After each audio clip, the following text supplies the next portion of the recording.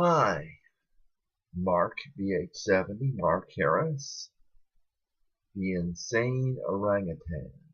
And I'll be insane until the judgment sits, which is what is going on in Revelation 15. The judgment is coming, and people are not listening.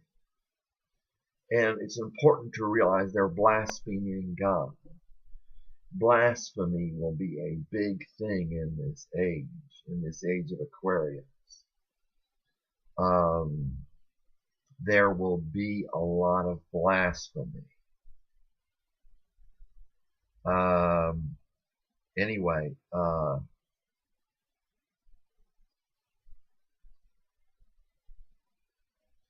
lot of blasphemy in this age, and that's what it keeps saying. I think that's in this. That might be in chapter 15. I think it might right ahead chapter 16. It might be in chapter 16, and it says, "And I saw another sign in the heaven." So this is a sign in the heaven. I don't know exactly what it will be. I don't know exactly where it will be. I don't know exactly when it will be. But it should be later on, after we're all dead. As long as something doesn't change and people don't live for 1,000 years or something.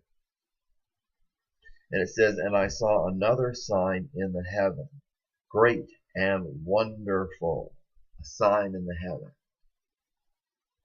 7 messengers having the 7 last plagues, the last plagues. So this is about the end. Because in these was completed the wrath of God. And I saw a sea of glass mingled with fire. Glass represents Aquarius, and fire represents Leo, the companion signs in this age of Aquarius. And I've said before, the opposite sign to the sign we are in is the heavenly sign. So the fire has to do with Leo, glass mingled with fire, the opposite sign, I think. And those who gain victory over the beast and his image and his mark, the number of his name, standing by the sea of glass, having harps of God. And they sing a new song. And if you want to know what the song says, look it up in chapter 15 of Revelation. But part of the song says, "Who may not fear thee, O I am, and glorify thy name, because thou alone kind." Someone might say, "Oh, someone's kind." But this says, "Thou alone kind," because he gave us grace to have kindness ourselves. But that grace is really God working through us for us to have kindness. It's his kindness. "Because thou alone kind, because all the nations shall come and bow before thee, because thy righteous acts were manifested." His righteous acts were manifested.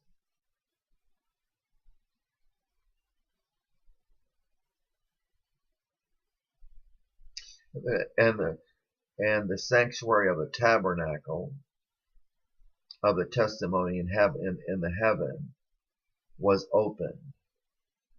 And then came forth the 7 messengers having the 7 plagues.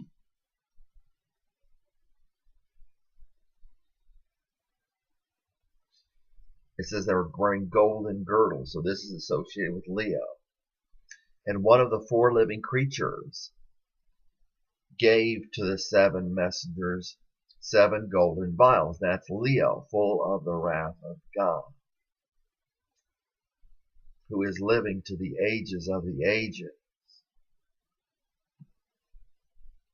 It says, "And filled was the sanctuary with smoke from the glory of God and from his power.